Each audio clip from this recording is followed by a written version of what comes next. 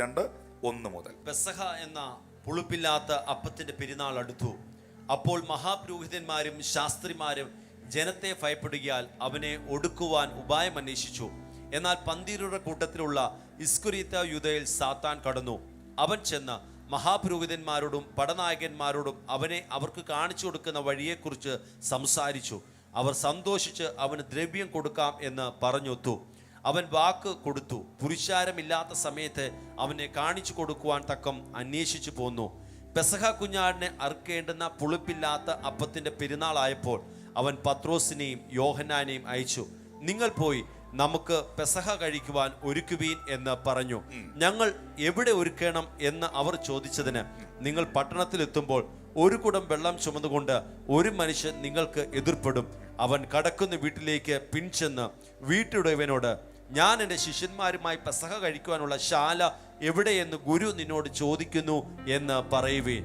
അവൻ വിരിച്ചൊരുക്കി ഒരു വൻ മാളിക കാണിച്ചു തരും, അവിടെ ഒരുക്കുവീൻ എന്ന് അവരോട് പറഞ്ഞു. സുവിശേഷം 22-ാം അധ്യായം. നമ്മുടെ വാഴ്ത്തപ്പെട്ട കർത്താവായ യേശു ക്രിസ്തു നമുക്ക് വേണ്ടി അനുഭവിച്ച പീഡകളുടെ, സഹനങ്ങളുടെ, വേദനകളുടെ ആഴമേറിയ ഒരു വിവരണമാണ്. അതിൽ വ്യാഴാഴ്ച ദിവസം നടന്ന പെസഹ ദിനം എന്ന് ഉദ്ദേശിക്കുമ്പോൾ ആ വ്യാഴാഴ്ച ദിനം നടന്ന ചില സംഭവങ്ങളാണ് ഈ അധ്യായത്തിൽ നിങ്ങൾ കാണുന്നത്. പ്രത്യേകിച്ച് നമുക്ക് ലൂക്കോസ് 22:1 മുതൽ 6 വരെയുള്ള വാക്യങ്ങളിൽ യേശുവിനെ പിടിക്കാൻ വേണ്ടി, അറസ്റ്റ് ചെയ്യാൻ വേണ്ടി നടക്കുന്ന വലിയൊരു ഗൂഢാലോചന നമുക്ക് 1 മുതൽ 6 വരെയുള്ള വാക്യങ്ങളിൽ കാണാം. 7 മുതൽ 23 വരെയുള്ള വാക്യങ്ങളിൽ കർത്താവിൻ്റെ മേശ, അന്ത്യത്താഴം നമുക്ക് കാണാം. അതിൽ 24 മുതൽ 38 വരെയുള്ള വാക്യത്തിൽ, ലൂക്കോസ് 22-ന്റെ 24 മുതൽ 38 വരെയുള്ള വാക്യത്തിൽ ഞങ്ങളുടെ കൂട്ടത്തിൽ ആരാണ് വലിയവൻ, ആരാണ് ചെറിയവൻ എന്ന വലിയ തർക്കം നടക്കുന്നത് നമുക്ക് കാണാം. ഇതെല്ലാം നടക്കുന്നത് ഒരൊറ്റ ദിവസമാണ്. ലൂക്കോസ് 22-ന്റെ 39 മുതൽ 46 വരെയുള്ള വാക്യങ്ങളിൽ യേശു കർത്താവ് ഗെത്സമന തോട്ടത്തിൽ പ്രാർത്ഥിക്കുന്ന അതിശ്രദ്ധേയമായ, അതിശക്തമായ പ്രാർത്ഥന നിങ്ങൾക്ക് കാണാം. 47 മുതൽ 53 വരെയുള്ള വാക്യങ്ങളിൽ യേശു കർത്താവിനെ പടയാളികൾ, പട്ടാളക്കാർ പിടിക്കുവാനായി ഇറങ്ങി വരുന്ന കാഴ്ച നിങ്ങൾക്ക് കാണാം. അങ്ങനെ യേശുവിനെ പിടിക്കുവാനുള്ള ഗൂഢാലോചന അന്ന് രാത്രിയിൽ നടക്കുന്നു. അന്ത്യത്താഴം അന്ന് രാത്രിയിൽ സംഭവിക്കുന്നു. ഞങ്ങളുടെ കൂട്ടത്തിൽ ആരാണ് വലിയവൻ, ആരാണ് ചെറിയവൻ എന്ന തർക്കം ശിഷ്യന്മാരുടെ ഇടയിൽ നടക്കുന്നു. ഇതിൻ്റെ എല്ലാം മധ്യയിൽ ഒരു കല്ലേറു ദൂരത്തോളം വാങ്ങിപ്പോയി മുട്ടുകുത്തി പിതാവിനോട് പ്രാർത്ഥിക്കുന്ന ചോരത്തുള്ളികൾ, വിയർപ്പ് ഒരു മനുഷ്യൻ്റെ ശരീരത്തിൽ നിന്ന് ഒഴുകുന്ന പോലെ ചോരത്തുള്ളികൾ പൊടിഞ്ഞുകൊണ്ട് മാനവകുലത്തിൻ്റെ, എൻ്റെ, നിങ്ങളുടെ, നമ്മുടെ പാപവും ശാപവും രോഗവും എല്ലാം വഹിച്ചുകൊണ്ട് വ്യഥ അനുഭവിക്കുന്ന വ്യഥയുടെ ഗെത്സമനയിലെ പ്രാർത്ഥന നമുക്ക് കാണാം. ഇതിനെല്ലാം ഏറ്റവും ഒടുവിൽ പട്ടാളക്കാർ, പടയാളികൾ യേശുവിനെ പിടിക്കുവാൻ വരുന്നത് നമുക്ക് കാണാം. ഈ കർത്താവിൻ്റെ മേശയോടുള്ള ബന്ധത്തിൽ എന്താണ് ലൂക്കോസ് 22-നുള്ള പ്രാധാന്യത? നിങ്ങൾക്കറിയുമോ? തിരുമേശ ദൈവത്തിൻ്റെ പരിശുദ്ധാത്മാവ് സഭയ്ക്ക് നൽകുമ്പോൾ പൗലോസ് 1 കൊരിന്ത്യർ 11-ന്റെ 26 ഈ ശുശ്രൂഷയെക്കുറിച്ച് പറഞ്ഞത് ഇങ്ങനെയാണ്: അങ്ങനെ നിങ്ങൾ ഈ അപ്പം തിന്നുകയും പാനപാത്രം കുടിക്കുകയും ചെയ്യുമ്പോഴൊക്കെയും കർത്താവ് വരുവോളം അവൻ്റെ മരണത്തെ പ്രസ്താവിക്കുന്നു. യേശു നമുക്ക് വേണ്ടി മരിച്ചെന്നും യേശുവിനായി ജീവിക്കുന്ന വിശുദ്ധ സഭയെ, ജനത്തെ ചേർക്കുവാൻ യേശു മടങ്ങി വരുമെന്നും ആ ഒരൊറ്റ വാക്യത്തിൽ കാണുന്നു. ഒന്ന് കർത്താവ് വരുവോളം മരണത്തെ, ഒന്ന് കർത്താവ് പറഞ്ഞ് കർത്താവ് വരും. യേശു മടങ്ങി വരും. അപ്പോൾ യേശു മടങ്ങി വരും എന്ന ഒരു ദൂത് ആ വാക്യത്തിൽ കിടക്കുമ്പോൾ തന്നെ ഈ തിരുമേശ കർത്താവിൻ്റെ മരണത്തെ ഉറപ്പിക്കുന്നതാണ്. ഗെത്സമനയുടെ തോട്ടത്തിൽ യേശു കർത്താവ് പ്രാർത്ഥിക്കുന്ന ആ ഭാഗത്തിലേക്ക് ഞാൻ വരുന്നു. ലൂക്കോസ് 22:39 മുതൽ 46 വരെയുള്ള ഭാഗങ്ങൾ. പിന്നെ അവൻ പതുപോലെ ഒലൂമലയ്ക്ക് പുറപ്പെട്ടു പോയി, ശിഷ്യന്മാരും അവനെ അനുഗമിച്ചു. അത് ഒരു പതിവായിരുന്നു. ആ പതിവ് കർത്താവ് തെറ്റിക്കുകയില്ലായിരുന്നു. യേശു കർത്താവ് 2 കാര്യങ്ങൾ പതിവായി ചെയ്തു. പറഞ്ഞേ, 2 കാര്യങ്ങൾ യേശു പതിവായി ചെയ്തു. ഒന്ന്, ബൈബിൾ പറയുന്നുണ്ട്, അവൻ പതിവ് പോലെ ദേവാലയത്തിൽ ചെന്നു. അപ്പൊ യേശു കൃത്യമായി ചർച്ചയിൽ പോകുമായിരുന്നു. 2, ഇവിടെ രേഖപ്പെടുത്തിയിരിക്കുന്നു, അവൻ പതിവ് പോലെ ഒലൂമലയ്ക്ക് പുറപ്പെട്ടു പോയി. അപ്പൊ കൃത്യമായി മിക്ക ദിവസങ്ങളിലും ഒലൂമലയിൽ പോയിരുന്ന് യേശു പ്രാർത്ഥിക്കുമായിരുന്നു. അപ്പൊ പള്ളി പോകുന്നതും പ്രാർത്ഥിക്കുന്നതും പതിവായിരുന്നു. അടുത്തിരിക്കുന്ന ആളോട് പറഞ്ഞ്, നിങ്ങൾക്കത് പതിവായിരിക്കണം. പള്ളി പോകുന്നതും ചർച്ചിൽ പോകുന്നതും പ്രാർത്ഥിക്കുന്നതും യേശു പതിവ് പോലെ ചെയ്തു. വല്ലപ്പോഴും ചർച്ചയിൽ വരുന്നവരുണ്ട്, വല്ലപ്പോഴും പ്രാർത്ഥിക്കുന്നവരുണ്ട്. അങ്ങനല്ല, നിങ്ങളുടെ സഭായോഗങ്ങളെ നിങ്ങൾ ഉപേക്ഷയായി വിചാരിക്കരുത് എന്ന് ദൈവത്തിൻ്റെ വചനം അറിയിക്കുമ്പോൾ, എനിക്കറിയാം ഈ ചർച്ചിൽ വളരെ ചൂടുള്ള സമയത്തും പെരുമഴയത്തും വിവിധ ബസ്സുകൾ കയറിയും ഒക്കെ ഒരാരാധന പോലും മുടക്കാതെ കടന്നു വരുന്ന പ്രിയപ്പെട്ടവരുണ്ട്. നമ്മുടെ കർത്താവ് അങ്ങനെ തന്നെയായിരുന്നു. അവൻ പതിവ് പോലെ ദേവാലയത്തിൽ പോകുന്നവനായിരുന്നു. അവൻ എല്ലാ ദിവസവും പതിവായി പ്രാർത്ഥിക്കുന്നവനായിരുന്നു. ആ യേശുവിനെ സേവിക്കുന്നവർ കൈകളെ ഉയർത്തി ഒരു ഹല്ലേലൂയ പറയാം. ആമേൻ. യേശു കർത്താവ് ആ സ്ഥലത്തെത്തിയപ്പോൾ, നിങ്ങൾ പരീക്ഷയിൽ അകപ്പെടാതിരിക്കാൻ പ്രാർത്ഥിപ്പീൻ എന്ന് പറഞ്ഞു. താൻ അവരെ വിട്ടൊരു കല്ലേറു ദൂരത്തോളം വാങ്ങിപ്പോയി മുട്ടുകുത്തി, പിതാവേ, നിനക്ക് കഴിയുമെങ്കിൽ, മനസ്സുണ്ടെങ്കിൽ ഈ പാനപാത്രം എങ്കിൽ നിന്ന് നീക്കണം.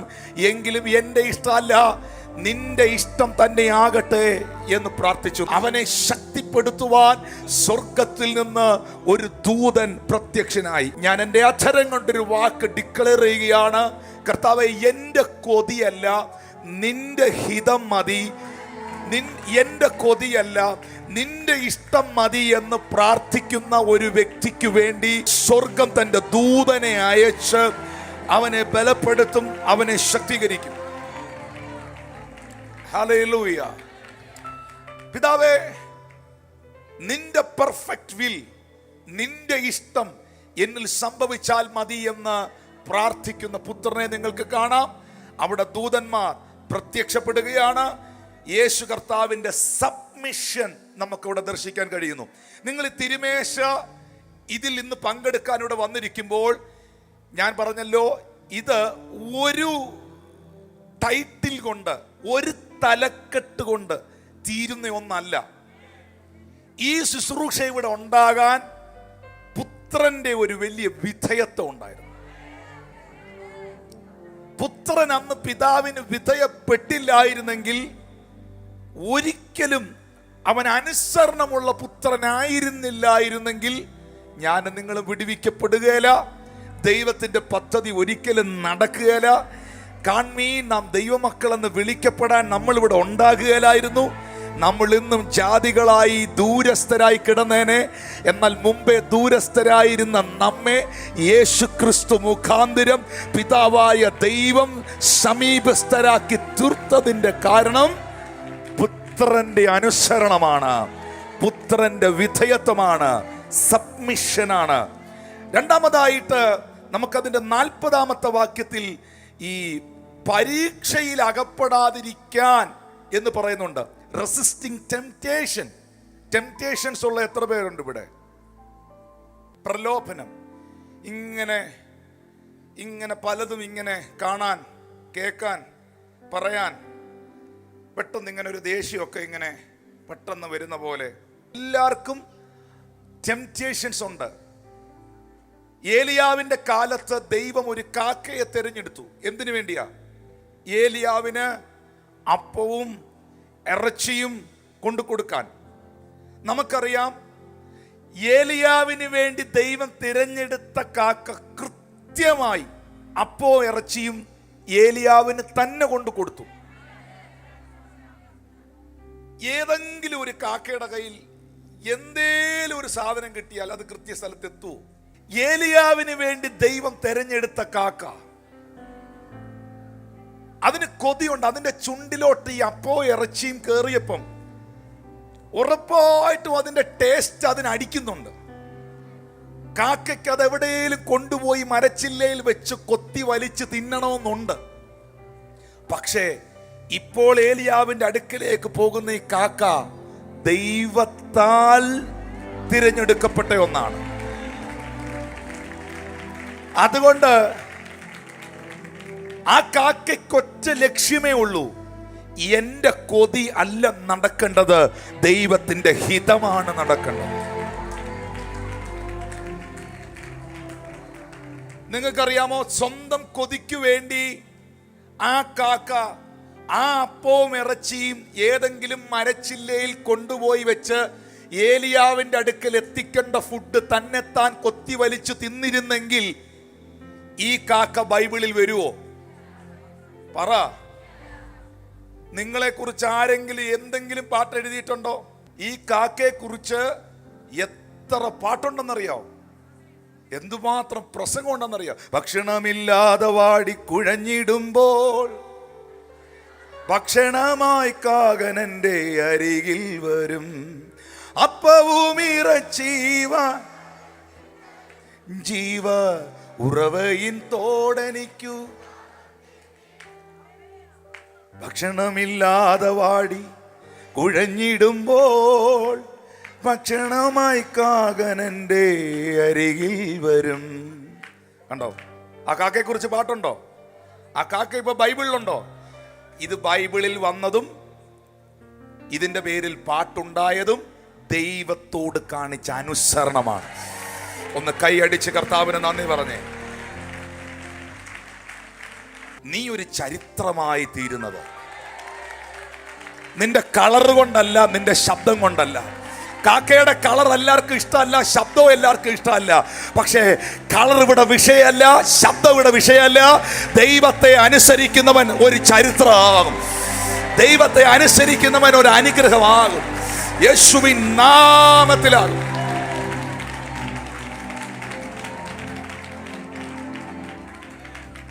Resisting the temptations. നിങ്ങളുടെ അകത്ത് വരുന്ന എല്ലാ ടെംപ്ടേഷനെയും നിങ്ങൾ ഈ തിരുമേശയുടെ മുമ്പിൽ ബ്രേക്ക് ചെയ്യണം. എന്തെങ്കിലുമൊക്കെ ദുർസ്വഭാവങ്ങൾ നിങ്ങൾക്ക് വീണ്ടും വീണ്ടും വിട്ടതിലേക്കോ ഉപേക്ഷിച്ചതിലേക്കോ ഒക്കെ പോകാൻ തോന്നുന്നുണ്ടോ? വിട്ടുകളഞ്ഞതിലേക്ക് തിരിയാൻ തോന്നുന്നുണ്ടോ? ചില സമയങ്ങളിലൊക്കെ പതുക്കെ ഇങ്ങനെ കയറി വരുന്നത് പോലെ തോന്നുന്നുണ്ടോ? ഒന്ന് കൈ ഉയർത്തി പ്രാർത്ഥിച്ചേ. ടെംപ്ടേഷനെ ജയിക്കാൻ യേശു പറഞ്ഞ ഒറ്റ ഒരു വഴിയേ ഉള്ളൂ. പരീക്ഷയിൽ അകപ്പെടാതിരിക്കാൻ നിങ്ങൾ പ്രാർത്ഥിക്കണം. പ്രാർത്ഥന കുറയുമ്പം ടെംപ്ടേഷൻ കൂടും. പ്രാർത്ഥന കൂടുമ്പോൾ ടെംപ്ടേഷൻ നിങ്ങളെ വിട്ടുപോകും. പ്രാർത്ഥന കുറയുമ്പോൾ പല പ്രലോഭനങ്ങളും നിങ്ങൾക്കുണ്ടാകും. പ്രാർത്ഥന വർദ്ധിക്കുമ്പോൾ പ്രലോഭനങ്ങൾ നിങ്ങളെ വിട്ടുപോകും. എല്ലാ ഈവിൾ ടെംപ്ടേഷൻസിനെയും, എല്ലാ പൈശാചിക പ്രലോഭനങ്ങളെയും, ജഡത്തിൽ ഉയരുന്ന സകല ഈവിൾ ടെംപ്ടേഷനെയും യേശുവിൻ നാമത്തിൽ ഞാൻ ബ്രേക്ക് ചെയ്യുകയാണ്.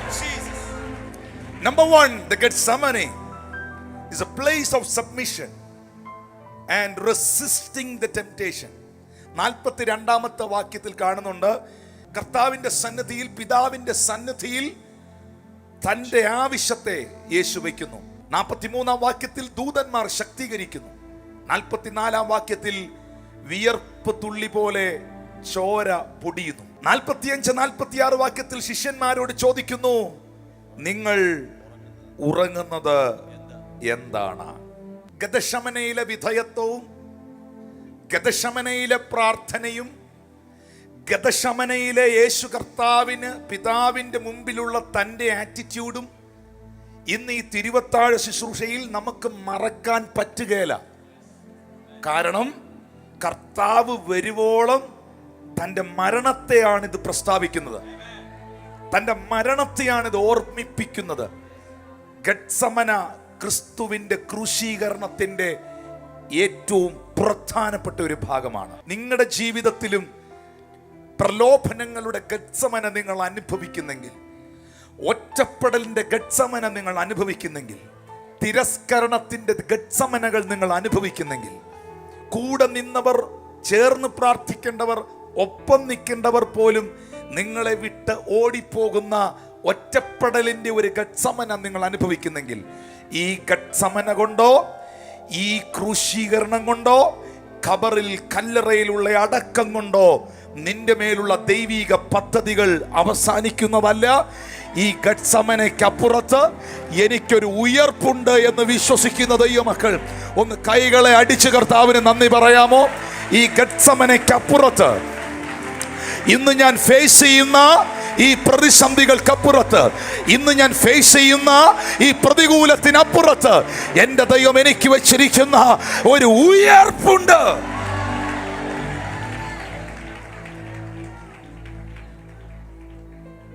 കൈ കൊടുത്ത് പറഞ്ഞ് ഗത്സമന കണ്ടോണ്ട് കളഞ്ഞിട്ട് പോവല്ലേ പറഞ്ഞേ. ഹല്ലേലൂയ. ഗത്സമന കണ്ടോണ്ട് കളഞ്ഞിട്ട് പോകരുത്. ഗത്സമനയിൽ പ്രാർത്ഥിച്ചവൻ, ഗത്സമനയിൽ പിറുപിറുത്തവനല്ല, ഗത്സമനയിൽ എന്നോട് ഇങ്ങനെ കാണിച്ചെന്ന് ചോദിച്ചവനല്ല, ഗത്സമനയിൽ പ്രാർത്ഥിച്ചവൻ, ഗതശമനയുടെ അനുഭവത്തിൽ ഏൽപ്പിച്ചു കൊടുത്തവൻ, ഗതശമനയിൽ വിധേയപ്പെട്ടിരുന്നവൻ, യേശു ക്രിസ്തുവിന്റെ നാമത്തിൽ ലോകം കാണെ അവനൊരു ഉയർപ്പുണ്ട്. ഞാൻ നിങ്ങളോട് പ്രവചിക്കുകയാണ്, നിനക്കും നിന്റെ കുടുംബത്തിനും ഒരു ഉയർപ്പുണ്ട്. നിനക്കും നിന്റെ തലമുറയ്ക്കും ഒരു ഉയർപ്പുണ്ട്. യേശുവിന്റെ നാമത്തിൽ, നസ്രയനായ യേശുവിൻ നാമത്തിൽ നിന്റെ ജീവിതത്തിന്റെ എല്ലാ മേഖലകളിലും അടയപ്പെട്ട കല്ലറയല്ല, ചുമക്കപ്പെട്ട ക്രൂശല്ല, വീണ് കിടക്കുന്ന ഗത്സമനയല്ല. ആമേൻ. ദൈവത്തിന്റെ മേഘം ഇറങ്ങി വന്ന് സ്വർഗാരോഹണം ചെയ്യുന്ന അനുഭവങ്ങളുണ്ട്. പക്ഷേ ഗത്സമനയിൽ കളഞ്ഞിട്ട് പോകരുത്.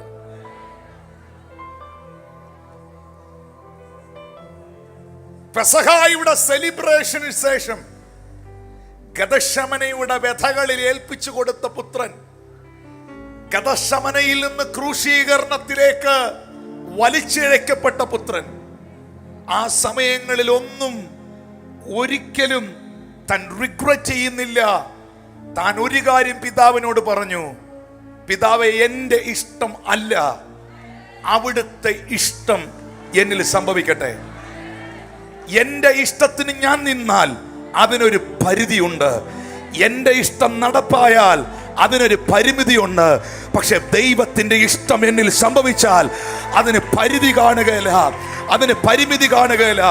ഞാൻ ഇവിടെ ഇരിക്കുന്നവരെ ആത്മാവിൽ വിവേചിച്ചുകൊണ്ട് പരിശുദ്ധാത്മാവിൽ പറയുന്നു, കർത്താവേ, എൻ്റെ ജീവിതത്തിൽ നിന്റെ ഹിതം നടന്നാ മതി എന്ന് പ്രാർത്ഥിച്ചവർ ഇതിനകത്തിരിപ്പുണ്ട്. അവരോട് ഞാൻ ഇങ്ങനെ പ്രവചിക്കുന്നു, പരിധികളില്ലാതെ, പരിമിതികളില്ലാതെ, അതിർവരമ്പുകളില്ലാതെ എൻ്റെ ദൈവത്തിന് നിന്നെ ഉയർത്താൻ, മാനിക്കാൻ കഴിയും. In the name of Jesus.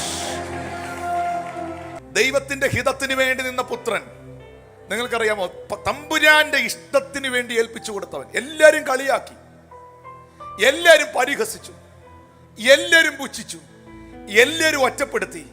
പരിഹാസം കേൾക്കുന്നവർ ഇന്ന് ഈ ആലയത്തിൽ ഇരിപ്പുണ്ടോ? ഒറ്റപ്പെടുന്നവർ ഇതിനകത്ത് ഇരിപ്പുണ്ടോ? എല്ലാവരും പരിഹസിച്ചു, എല്ലാവരും തലകുലുക്കി ചിരിച്ചു, എല്ലാവരും തുപ്പാൻ പറ്റുന്നവനെല്ലാം തുപ്പി, അടിക്കാൻ പറ്റുന്നവനെല്ലാം അടിച്ചു, ഹല്ലേലൂയ, ചീത്ത പറയാൻ പറ്റുന്നവനെല്ലാം ചീത്ത പറഞ്ഞു, വഴിയെ പോകുന്നവൻ വരെ കളിയാക്കി. പക്ഷെ നീ കളിയാക്കിക്കോ, നീ പരിഹസിച്ചോ, നീ പരിഹസിച്ചതിനും നീ കളിയാക്കിയതിനും അപ്പുറത്ത് എന്റെ മേൽ കിടക്കുന്ന ഒരു വാഗ്ദത്തം ഉണ്ട്. ആ വാഗ്ദത്തം എന്നിൽ നിവർത്തിക്കപ്പെടും. യേശുവിന്റെ നാമത്തിൽ അത് സംഭവിക്കും. നിങ്ങൾക്കറിയാം പ്രിയപ്പെട്ടവരെ, യേശു ജനിച്ചതും രാജാവായിട്ടാ, യേശു മരിച്ചതും രാജാവായിട്ടാ, ഇന്നും അവൻ രാജാവാ. ഇനി അവൻ വരാൻ പോകുന്നതും രാജാധിരാജാവായിട്ടാണ്. അപ്പോ നിങ്ങൾ എന്നോട് ചോദിക്കും, വാസ യേശു ക്രൂശിൽ കിടക്കുന്ന കിടപ്പ് കണ്ടാൽ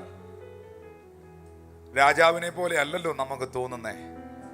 കണ്ട സങ്കടം തോന്നുകയല്ലേ? സങ്കടം തോന്നുകയല്ലേ? ഹല്ലേലൂയ. നിങ്ങൾക്കറിയാം, അന്നൊരു സംഭവം ഉണ്ടായി. ആ സംഭവം വിശുദ്ധ വേദപുസ്തകത്തിൽ ഈ യോഹന്നാന്റെ സുവിശേഷം 19 അധ്യായത്തിലാണ്. യോഹന്നാൻ 19:19 മുതൽ വായിച്ച്. പീലാത്തോസ് ഒരു മേലെഴുത്ത് എഴുതി ക്രൂശിന്മേൽ പതിപ്പിച്ചു. അതിൽ നസ്രയനായ യേശു യഹൂദന്മാരുടെ രാജാവ് എന്ന് എഴുതിയിരുന്നു. പീലാത്തോസ് ഒരു മേലെഴുത്ത് എഴുതി, എന്നിട്ട് അത് ക്രൂശിന്റെ മേളിൽ പതിപ്പിച്ചു. നസ്രയനായ യേശു യഹൂദന്മാരുടെ രാജാവ് എന്ന് അതിനകത്ത് എഴുതി. Jesus of Nazareth, the king of the juice. ഉടനെ എന്നാ അവിടെ സംഭവിച്ചെന്നറിയോ? 20-ാമത്തെ വാക്യത്തിൽ യേശുവിനെ ക്രൂശിച്ച സ്ഥലം നഗരത്തിന് സമീപമാകിയാൽ അനേകം യഹൂദന്മാർ ഈ മേലെടുത്ത് വായിച്ചു. അത് എബ്രായ, റോമ, യവന ഭാഷകളിൽ എഴുതി വെച്ചു. എന്നെ കേൾക്കുന്നുണ്ടോ? എന്ന് വെച്ചാൽ ഈ ബോർഡ് കർത്താവിന്റെ ക്രൂശിന്റെ മുകളിൽ യഹൂദന്മാരുടെ രാജാവ്, ഈസ് ദ കിങ്, ഇവൻ രാജാവാണ് എന്ന് എഴുതി വെച്ച ബോർഡ് ഒന്നാമതായി 3 ഭാഷയിൽ എഴുതി. അന്നത്തെ ഏറ്റവും പ്രധാനപ്പെട്ട 3 ഭാഷകളിൽ ഈ ബോർഡ് എഴുതി. 2, ഇതൊരു പട്ടണമായിരുന്നു. ഈ വഴി പോകുന്നവർക്കെല്ലാം ഈ ബോർഡ് വായിക്കായിരുന്നു. ഉടനെ 21-ാമത്തെ വാക്യത്തിൽ പറയുന്നു, ഈ യഹൂദന്മാരും മഹാപുരോഹിതന്മാരും പീലാത്തോസിനോട് വന്നു പറഞ്ഞു, യഹൂദന്മാരുടെ രാജാവെന്നല്ല, ഞാൻ യഹൂദന്റെ രാജാവെന്ന് അവൻ പറഞ്ഞുകൊണ്ട് നടന്നവനാ എന്നാ എഴുതണ്ടിയെന്ന് പറഞ്ഞു. ബോർഡിനകത്ത് എഴുതേണ്ടത് യഹൂദന്റെ രാജാവെന്നല്ല. എന്താ പീലാത്തോസെ നിങ്ങൾ കാണിച്ചേ? ഇവൻ യഹൂദന്മാരുടെ രാജാവാണ് എന്നിവൻ പറഞ്ഞുകൊണ്ട് നടന്നവനാ എന്ന് കളിയാക്കി എഴുതാനല്ലേ പറഞ്ഞേ. ഇങ്ങനെ ബോർഡ് എഴുതി വെക്കുമെന്ന് ഞങ്ങൾ വിചാരിച്ചോ?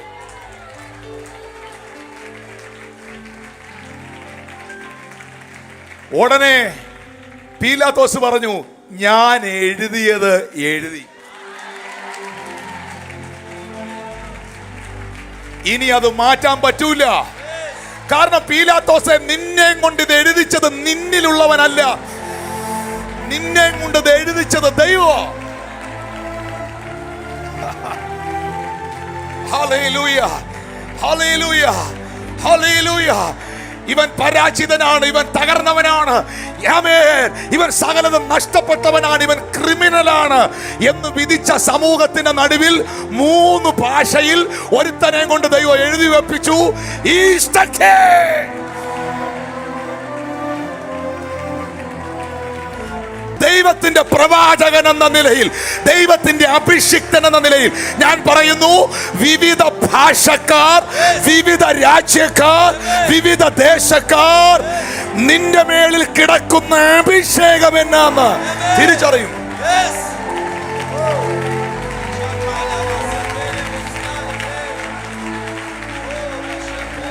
യേശുവിൻ നാമത്തിൽ വിശ്വസിക്കുന്നവരോട് ഞാൻ പറയാം, ഇത് വിശ്വസിക്കുന്നവരോടുള്ള ദൂതാണ്. പീലാത്തോസ് ഇത് എഴുതിയത് എഴുതി എന്ന് പറഞ്ഞില്ലേ? ഇത് പീലാത്തോസ് എഴുതിയതല്ല, ഇത് പീലാത്തോസിനെ കൊണ്ട് സ്വർഗം എഴുതിച്ചതാ. ഇനി ഞാനൊരു കാര്യം ആത്മാവിൽ നിങ്ങളോട് സംസാരിക്കുക. തമ്പുരാൻ ഒരു കാര്യം എഴുതിച്ചാൽ പിന്നെ ഒരു പീലാത്തോസിനും അത് മാറ്റാൻ പറ്റുകയില്ല. നിനക്ക് വേണ്ടി സ്വർഗത്തിൽ ചിലത് എഴുതി വെച്ചെങ്കിൽ, നിന്റെ കുടുംബത്തിന് വേണ്ടി സ്വർഗം ചിലത് എഴുതി വെച്ചെങ്കിൽ, അതിനെ മായ്ക്കാൻ ഭരണാധികാരികൾക്ക് കഴിയില്ല, അതിനെ മായ്ക്കാൻ ശത്രുക്കൾക്ക് കഴിയില്ല, അതിനെ മായ്ക്കാൻ അസൂയക്കാരന് കഴിയില്ല, അതിനെ മായ്ക്കാൻ നിനക്ക് വിരോധമായി ഒരു സൈന്യം വന്നാലും സാധ്യമല്ല. ചിലര് പറയാറുണ്ട് അവന്റെ തലയിലെഴുത്ത് മാറിയെന്ന്. കേട്ടിട്ടുണ്ടോ അങ്ങനെ പറയുന്നേ? അവന്റെ തലയിലെഴുത്ത് മാറിയെന്ന് ചിലര് പറയും. ശരിക്കും പറഞ്ഞാൽ ഒരുത്തൻ ക്രിസ്തുവിലാകുമ്പോ അവന്റെ തലയിലെഴുത്തല്ല മാറുന്നേ, അവന് വേണ്ടി സ്വർഗം അവൻ ജനിക്കുന്നതിന് മുൻപേ എഴുതി വെച്ചത്. എടാ, നിനക്ക് വേണ്ടി ദൈവം നിന്റെ കുടുംബത്തോടുള്ള ബന്ധത്തിൽ, ശുശ്രൂഷയോടുള്ള ബന്ധത്തിൽ, നിന്റെ തലമുറയോടുള്ള ബന്ധത്തിൽ ദൈവം നിനക്ക് വേണ്ടി ചിലത് എഴുതി വെച്ചിട്ടുണ്ടെങ്കിൽ, ഇനി വേറൊരുത്തൻ മന്തേലും എഴുതി വെച്ചാൽ അതൊന്നും നടക്കുന്ന പരിപാടിയല്ലേ.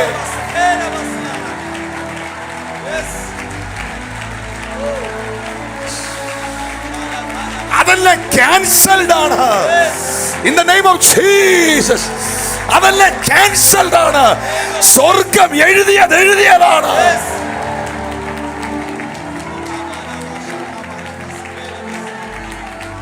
ഇരുപത്തൊന്നാം വാക്യത്തിൽ പീലാത്തോസിനോട്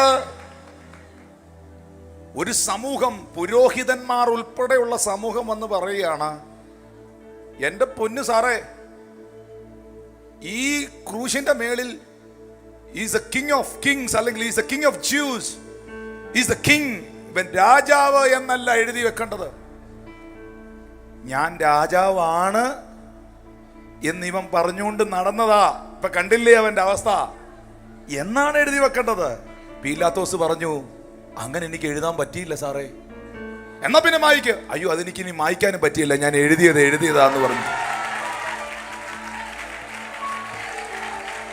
നിന്റെ പ്രാർത്ഥനാ ഡയറിയിൽ നിനക്ക് വേണ്ടുന്ന നന്മയും വിടുതലും നീ എഴുതി വച്ചിരിക്കുന്നതിനേക്കാൾ അധികം സ്വർഗത്തിൽ എഴുതി വെച്ചിട്ടുണ്ട് എന്ന് വിശ്വസിക്കുന്നവർ ഇതിനകത്തുണ്ടെങ്കിൽ അവരൊരു ആമീൻ പറയാൻ തയ്യാറാകൂ.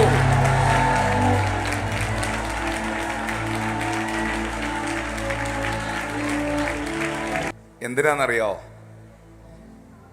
നിന്നെ പരസ്യമായി കളിയാക്കിയവർ, നിന്നെ കുറിച്ച് പരദൂഷണം പറഞ്ഞവർ, മറ്റാർക്കും മായ്ക്കാൻ കഴിയാത്ത നിലയിൽ നീ ആരാന്നുള്ള ബോർഡ് കാണണം.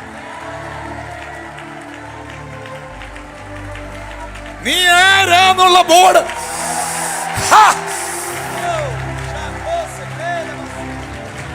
ദൈവാത്മാ പറയുന്നു, സഭയോട് ദൈവം അത് കാണിക്കും.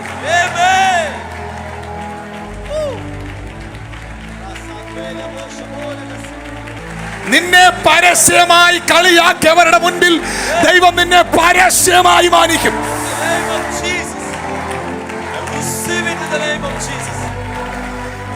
നിന്നെ ചവിട്ടിത്തേച്ച, എതിർത്ത, പുച്ഛിച്ച, പരസ്യമായി കളിയാക്കിയ, നിന്നെ എഴുതി തള്ളിയവരുടെ മുൻപിൽ എന്റെ ദൈവം നിന്നെ പരസ്യമായി എല്ലാവർക്കും കാണാവുന്ന രീതിയിൽ, ഒരു ഭാഷയിലല്ല, രണ്ട് ഭാഷയിലല്ല, വിവിധ ഭാഷക്കാരുടെ നടുവിൽ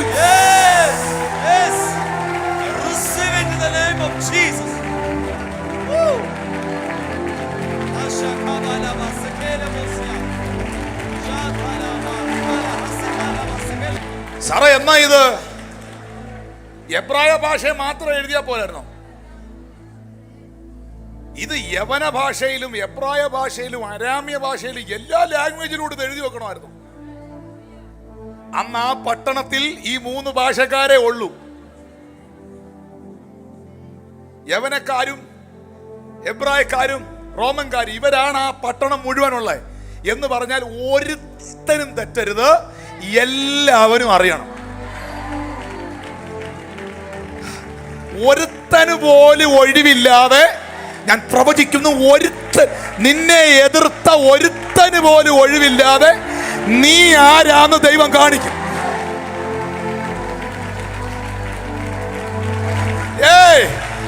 I am releasing this. ഒരുത്തന് പോലും ഒഴിവില്ലാതെ എന്റെ ദൈവം നീ ആരാന്ന് കാണിക്കും.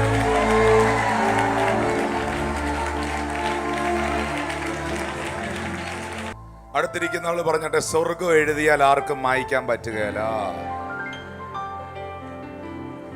സ്വർഗം എഴുതിയാൽ ആർക്കും മായ്ക്കാൻ പറ്റുകയില്ല. ജനിക്കാനുള്ളവൻ ജനിച്ചിരിക്കും, പ്രവർത്തിക്കാനുള്ളവൻ പ്രവർത്തിച്ചിരിക്കും, വളരാനുള്ളവൻ വളരേണ്ട പട്ടണത്തിൽ വളർന്നിരിക്കും, ക്രൂശിൽ മരിക്കാനുള്ളവൻ ക്രൂശിൽ മരിച്ചിരിക്കും.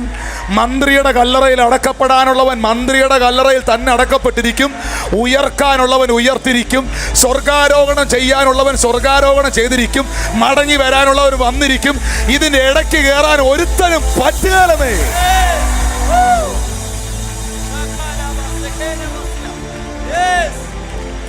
ഇത് ദൈവത്തിന്റെ സംവിധാനമാണ്.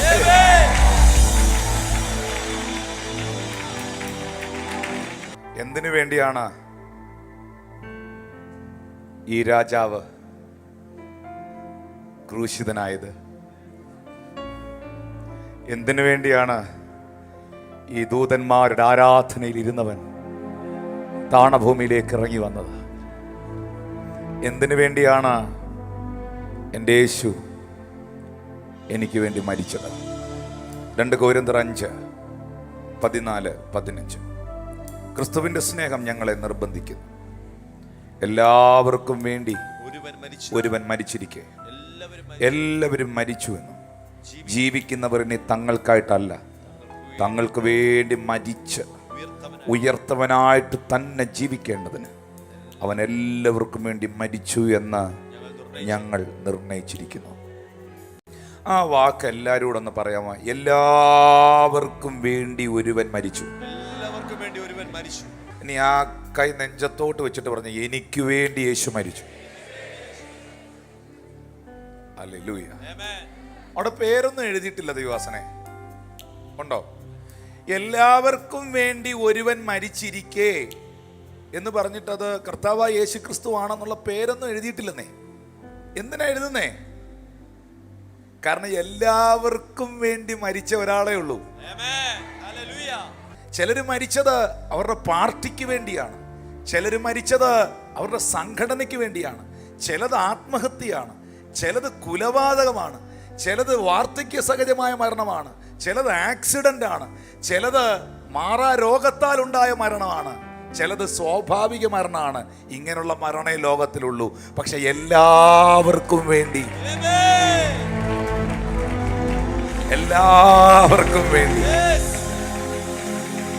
സകല മനുഷ്യർക്കും വേണ്ടി മരിച്ച ഒരുവനേ ഉള്ളൂ. അത് ഇന്ന് ഞാൻ പ്രസംഗിക്കുന്ന യേശുവാണ്. ഹല്ലേലൂയ. അതുകൊണ്ട് 15-ാമത്തെ വാക്യം നോക്കി, ജീവിക്കുന്നവർ ഇനി തങ്ങൾക്കായിട്ടല്ല തങ്ങൾക്ക് വേണ്ടി എനിക്ക് വേണ്ടി പറഞ്ഞേ, എനിക്ക് വേണ്ടി മരിച്ച് ഉയർത്തവനായിട്ട് തന്നെ ജീവിക്കേണ്ടതിന് അവൻ എല്ലാവർക്കും വേണ്ടി മരിച്ചു എന്ന് ഞങ്ങൾ നിർണയിക്കുന്നു. യേശുവിൻ്റെ മരണം ഒരു സാധാരണ മരണമല്ല, അതൊരു പകരമരണമാണ്. എന്ന് പറഞ്ഞാൽ എന്നാ? പ്രായശ്ചിത്ത മരണം. എനിക്ക് വേണ്ടി മരിച്ചത്. റോമർ 3:25. വിശ്വസിക്കുന്നവർക്ക് അവൻ തന്റെ രക്തം മൂലം പ്രായശ്ചിത്തമാകാൻ ദൈവം അവനെ പരസ്യമായി നിർത്തി. കണ്ടോ? വാ കൊണ്ട് പറഞ്ഞ് യേശുവിന്റെ മരണം പ്രായശ്ചിത്ത മരണമാണ്. എൻ്റെ ശാപം മാറാൻ, എൻ്റെ രോഗം സൗഖ്യമാകാൻ, എനിക്ക് നിത്യജീവൻ ഉണ്ടാകാൻ, ഞാൻ ദൈവത്തിൻ്റെതായി മാറാൻ, എൻ്റെ വീട്ടിൽ വിടുതൽ നടക്കാൻ, അതിനു വേണ്ടി ഇനി ഒരു കോഴിയും കുറുക്കനും ചാകണ്ട, ഒരാടും മാടും മരിക്കണ്ട. അതിനു വേണ്ടി ഒരു കുഞ്ഞാട് അറുക്കപ്പെട്ടിട്ടുണ്ട്.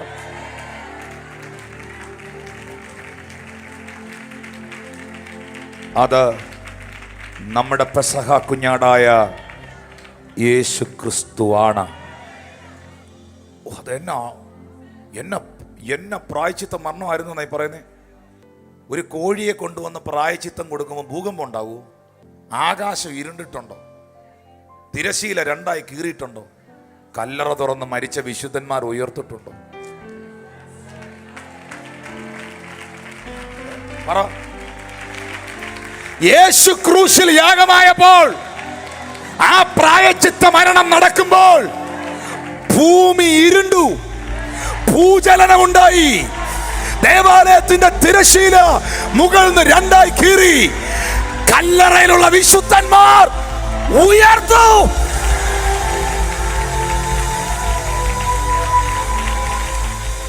റോമർ 3:25 യേശുവിന്റെ മരണം പകരമരണമായിരുന്നെന്നും പ്രായശ്ചിത്ത മരണമായിരുന്നെന്നും വ്യക്തമാക്കി കുറച്ചുകൂടെ നല്ലോണം അത് പറഞ്ഞേക്കുന്നത് 1 യോഹന്നാൻ 2:1 അവൻ നമ്മുടെ പാപങ്ങൾക്ക് പ്രായശ്ചിത്തമാകുന്നു, നമ്മുടേതിന് മാത്രമല്ല സർവ്വലോകത്തിന്റെയും പാപത്തിന് തന്നെ. സർവ്വലോകത്തിന്റെയും പാപത്തിന് തന്നെ.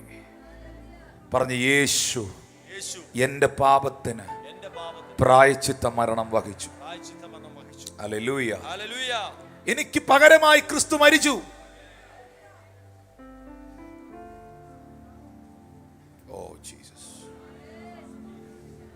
Declare it, claim it. എനിക്ക് പകരമായി ക്രിസ്തു അത് ചെയ്തെങ്കിൽ, ഞാൻ മരിക്കേണ്ടടുത്ത് അവൻ എനിക്കായി മരിച്ചെങ്കിൽ എന്റെ മരണം നീങ്ങി എനിക്ക് ജയം വന്നു. പറഞ്ഞു, എന്റെ മരണം നീങ്ങി എനിക്ക് ജയം വന്നു.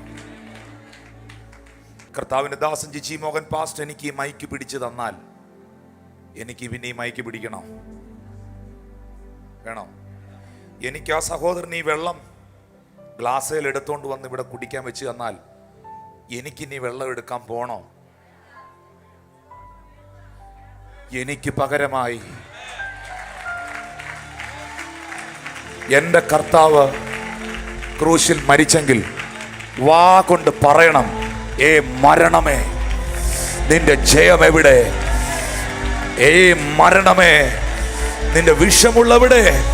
പാപത്തിന്റെ ശമ്പളം മരണം, എന്നാൽ നമ്മുടെ കർത്താവായ യേശു ക്രിസ്തു മുഖാന്തരം നമുക്ക് ജയം നൽകുന്ന ദൈവത്തിന് സ്തോത്രം. പ്രായശ്ചിത്ത മരണം, പകരമരണം. എബ്രായർ 2:17. അതുകൊണ്ട് ജനത്തിന്റെ പാപങ്ങൾക്ക് പ്രായശ്ചിത്തം വരുത്താൻ അവൻ കരുണയുള്ളവനും ദൈവകാര്യത്തിൽ വിശ്വസ്ത പുരോഹിതനും ആകേണ്ടതിന് സകലത്തിലും അവൻ തന്റെ സഹോദരന്മാരുടെ സദൃശ്യനായി തീരുവാൻ ആവശ്യമായി തീർന്നു. ചേർന്നൊരാമീൻ പറഞ്ഞേ. പ്രായശ്ചിത്ത മരണം എൻ്റെ കർത്താവ് എനിക്ക് വേണ്ടി വഹിച്ചത് ബൈബിൾ പറയുന്നവൻ വിശ്വസ്ത പുരോഹിതൻ. പറഞ്ഞേ, വിശ്വസ്ത പുരോഹിതൻ. കാരണം പഴയ നിയമം വായിക്കുമ്പോൾ ഈ ആടിനെയും ഒക്കെ യാഗം കഴിക്കേണ്ടത് പുരോഹിതനാണ്. എന്നാൽ ക്രിസ്തു തന്നെ വിശ്വസ്ത പുരോഹിതനായി ഈ ഭൂമിയിലേക്ക് വന്ന ആ പുരോഹിതൻ തന്നെ നമുക്ക് വേണ്ടി യാഗമായി. എന്നിട്ട് ബൈബിൾ നമ്മളോട് പറയുന്നൊരു സത്യമുണ്ട്, ഒരിക്കലായി എന്നേക്കുമായി ക്രിസ്തു നമുക്ക് വേണ്ടി ക്രൂശിതൻ. പറഞ്ഞേ, എന്നെ വിടുവിച്ചത് 1 മാസത്തേക്കല്ല, ഒരിക്കലായി എന്നേക്കുമായി. എന്നേക്കുമായി ക്രിസ്തുവിന്റെ രക്തത്താൽ വിടുവിക്കപ്പെട്ട, ശാപം മാറിയ, അനുഗ്രഹിക്കപ്പെട്ട ആമേൻ ദൈവമക്കൾ ഒന്ന് കൈകൾ അടിച്ച് കർത്താവിന് നന്ദി. എന്നേക്കുമായി I receive it, the everlasting blessing. It's an everlasting blessing because I am serving the everlasting Father.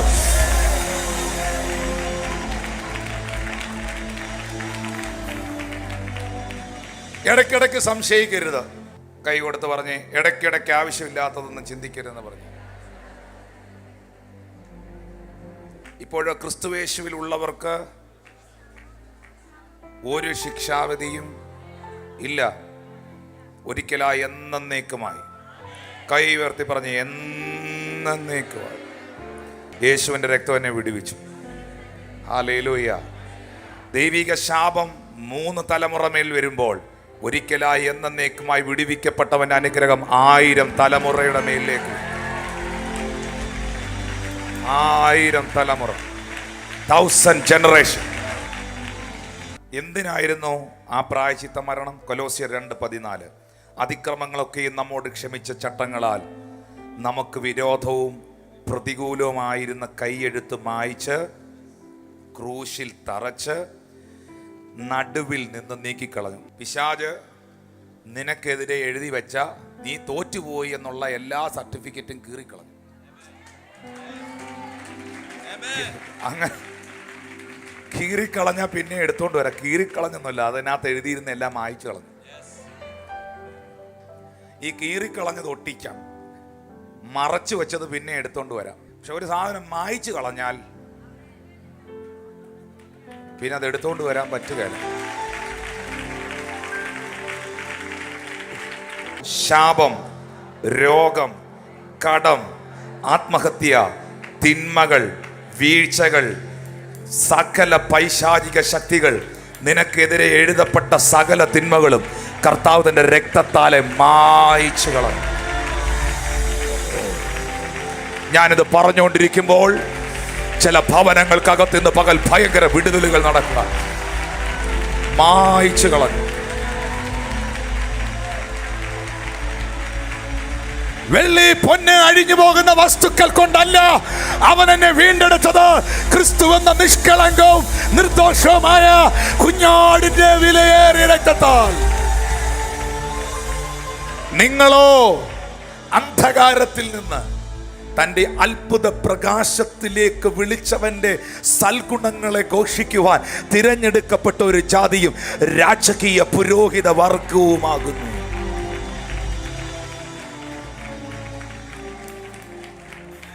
അത്ഭുത പ്രകാശത്തിലേക്ക് വന്ന എത്ര പേരുണ്ട് ഇവിടെ? Marvelous light. We are in the marvelous light. നമ്മൾ ഇപ്പോൾ ഇരിക്കുന്നത് ഒരു അത്ഭുത പ്രകാശ വലയത്തിലാണ്. പൈശാചിക ശക്തികൾക്ക് നോക്കാൻ കഴിയാത്ത നിലകളിലുള്ള marvelous light. I'm seeing in my spirit that marvelous light is shining in you. ആ അത്ഭുത പ്രകാശം നിന്നെ വലയം ചെയ്തിരിക്കുന്നു. സഭയെ, കുടുംബമേ, ആ അത്ഭുത പ്രകാശം നിന്റെ വീടിനെ വലയം ചെയ്തിരിക്കുന്നു. It's a marvelous light.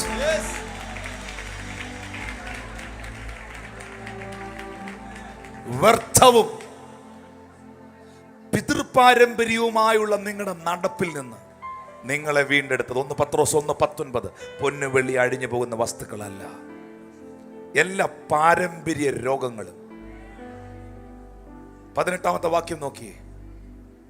വ്യർത്ഥവും പിതൃപാരമ്പര്യവും. ക്രിസ്തുവിലായ സഹോദര, ക്രിസ്തുവിലായ സഹോദരി, യേശുവിന്റെ രക്തത്താൽ വീണ്ടെടുക്കപ്പെട്ട ദൈവവേദലേ, ആ കണ്ണിക്കകത്തുനിന്ന് ദൈവം നിന്നെ പൊട്ടിച്ചെടുത്തു. You are not there. You are not there. നീ ഇപ്പോൾ അവിടെ ഇല്ല. നീ ഇപ്പോൾ ആ ഹെറിറ്റേജിനകത്തില്ല. നീ ഇപ്പോൾ ആ പാരമ്പര്യത്തിലില്ല. Because you are born again. You are the child of God. You are born again.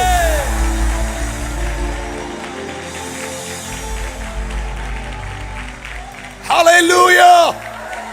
Hallelujah. Amen. Now you are in the kingdom of God. The Spirit of the Lord is dwelling in you. The hope of glory is dwelling in you. നിങ്ങൾ ദൈവത്തിന്റെ മന്ദിരമെന്നും ദൈവത്തിന്റെ ആത്മാവ് നിങ്ങളിൽ വസിക്കുന്നെന്നും നിങ്ങൾ അറിയുന്നില്ലയോ? മഹത്വത്തിന്റെ പ്രത്യാശയായ ക്രിസ്തു നിന്നിൽ വസിക്കുന്നു. ഞാനിപ്പോൾ ആ പഴയ പാരമ്പര്യത്തിനകത്ത് കിടക്കുന്ന ആ രോഗക്കാരനല്ല, രോഗക്കാരി അല്ല. എന്റെ യേശുവിന്റെ രക്തം എന്നെ അതിൽ നിന്ന് പൊട്ടിച്ചെടുത്തു. ഞാനിത് പറഞ്ഞുകൊണ്ടിരിക്കുമ്പോൾ ചിലരുടെ മേളിൽ സൗഖ്യങ്ങൾ ഉണ്ടാകുക, ചില പാരമ്പര്യ രോഗങ്ങൾ അവരെ വിട്ടുപോകുകയാണ്. The Christ is in you and you are in Christ. ക്രിസ്തു നിങ്ങളിലുണ്ട്, നിങ്ങൾ അവനിലുണ്ട്.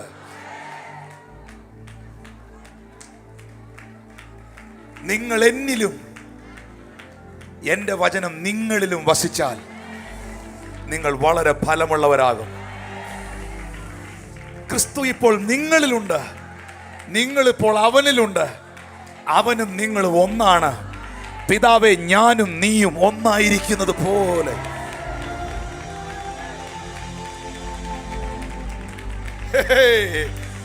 എന്റെ അകത്ത് ആ വേർഡ് ഇങ്ങനെ നിൽക്കുകയാണ്. നിങ്ങളോ അന്ധകാരത്തിൽ നിന്ന് അത്ഭുത പ്രകാശത്തിലേക്ക്. Marvellous light, marvellous light.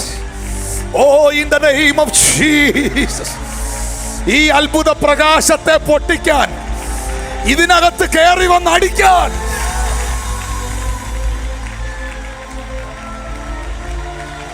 Because of Jesus' death, cancel the legal demands of the law against us. All the legal demands is cancelled. 2 വര വരച്ച് ചെക്കിനകത്ത് ക്യാൻസൽഡ് എന്ന് എഴുതിയ നീ ഇനി അത് ഏത് ബാങ്കിൽ കൊടുത്താലും മാറുകയില്ല. That check is cancelled. ഇനി അതിനകത്തുനിന്ന് 1 നയാ പൈസ വിഡ്രോ ചെയ്യാൻ പറ്റത്തില്ല. പിശാചേ, your check is cancelled.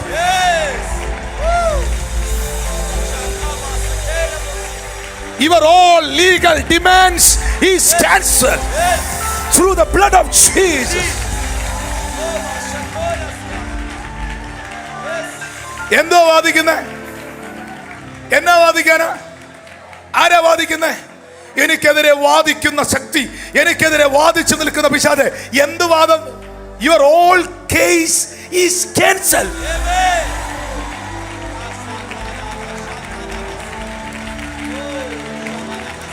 കോർട്ടിലിരിക്കുന്ന ജഡ്ജിയായ പിതാവായ ദൈവത്തോടാണോ പിശാചേ നീ ഇവന്റെ കാര്യം പറഞ്ഞ് വാദിക്കാൻ നിൽക്കുന്നേ?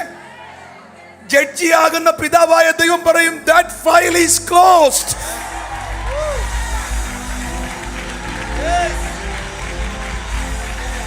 That file is closed.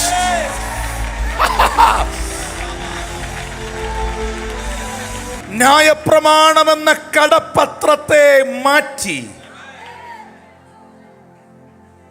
എനിക്കെതിരെ ന്യായപ്രമാണമുണ്ടാക്കിയ നിയമപരമായ ആവശ്യങ്ങളെ റദ്ദ് ചെയ്ത് എന്നെ ലോയ്ക്കകത്തുനിന്ന് ലൗവിനകത്ത് കൊണ്ടുവന്നു. ഞാനിപ്പോൾ നിൽക്കുന്നത് ലോയിലല്ല, ഞാനിപ്പോൾ നിൽക്കുന്നത് ലൗവിലാണ്. നിന്റെ അടുത്തിരിക്കുന്ന ആൾ ഇപ്പോഴും നിന്നെ ലോയിലായിരിക്കും നോക്കുന്നേ, പക്ഷെ നീ നിൽക്കുന്നത് ആ ലൗവിലാണ്. That love is great. The love never fails. The love never changes. In the name of Jesus. That love never fails. That love never changes. That is an unconditional love. Amen.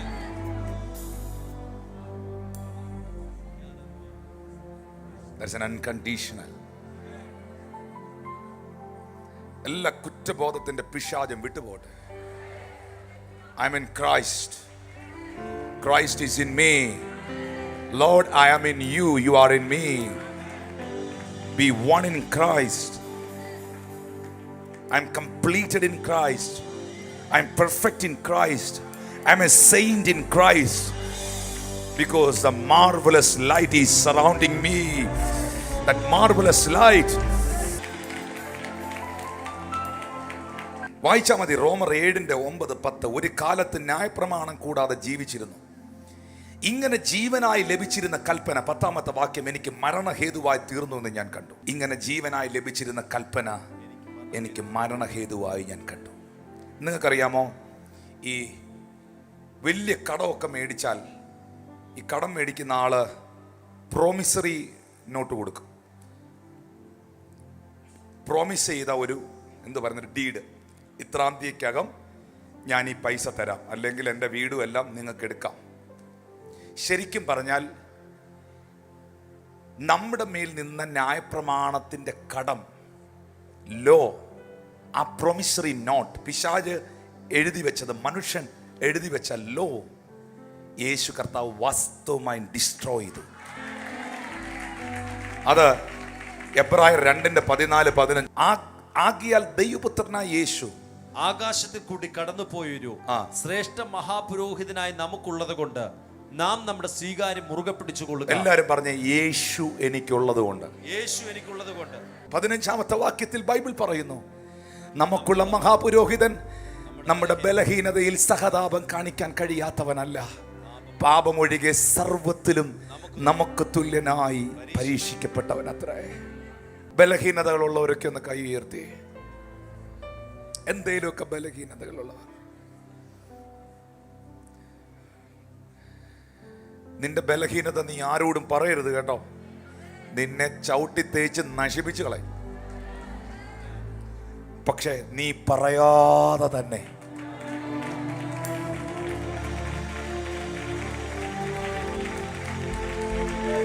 നിന്റെ ബലഹീനതകളെ അറിയുന്നൊരു ദൈവം നിന്റെ അരികിൽ വന്നിട്ട് പറയുന്നു, I will help you. ഞാൻ ഇത് overcome ചെയ്യാൻ നിന്നെ സഹായിക്കാം. അതുകൊണ്ട് അടുത്ത വാക്യം പറയുന്നത്, കരുണ ലഭിക്കാൻ തക്ക സമയത്ത് സഹായിക്കാനുള്ള കൃപ പ്രാപിക്കാൻ നമുക്ക് ധൈര്യത്തോടെ കൃപാസനത്തിന് അരികിലേക്ക് ഓടിവാ. എവിടെങ്കിലും കുറവുണ്ടായോ ഓടിവാ. യേശു വിളിക്കുന്നു. നിനക്ക് എവിടെങ്കിലും വീഴ്ചയുണ്ടായോ നീ തിരിച്ചു പോകാതെ ഓടിവാ. Come into me.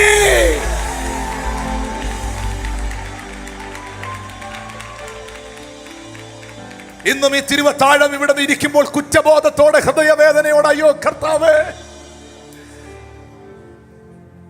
ഞാനെങ്ങനെ തിരുമേശ എടുക്കും എന്ന ചിന്തയോടെയാണോ ഇരിക്കുന്നേ? കടന്നുവാ. യേശു നിന്നെ വിളിക്കുന്നു. പാപത്താലും രോഗത്താലും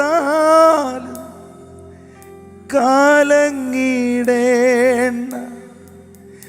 കടന്നുവാ. കൈകൾ ഉയർത്തി. കടന്നുവാ, കടന്നുവാ. യേശു നിന്നെ വിളിക്കുന്നു. മാറിടാത്ത യേശുനാഥൻ മാറ്റും നിന്റെ വേദന. പാപത്താൽ രോഗത്താലും കലങ്ങിടേണ്ട കടന്നുവാ, കടന്നുവാ, കടന്നുവാ. യേശു നിന്നെ വിളിക്കുന്നു. കടന്നുവാ. അതുകൊണ്ട് കൃപ ലഭിക്കുവാൻ, തക്ക സമയത്ത് സഹായമുണ്ടാകാൻ ആ കൃപാസനത്തിനരികിലേക്ക് കടന്നുവാ. മുഴങ്കാലിരിക്കാൻ പറ്റുന്നവരൊക്കെ ഒന്ന് മുഴങ്കാലിരുന്നേ. എഴുന്നേറ്റ് നിൽക്കാൻ പറ്റുന്നവർ എഴുന്നേറ്റ് നിന്നേ. ആ കൈകളെ ഉയർത്തി പ്രാർത്ഥിച്ചേ.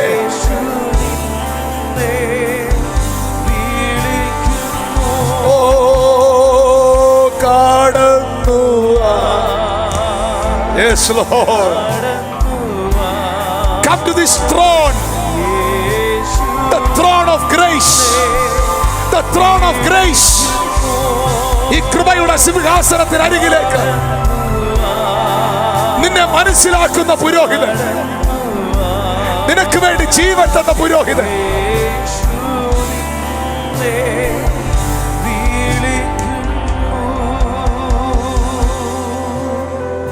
God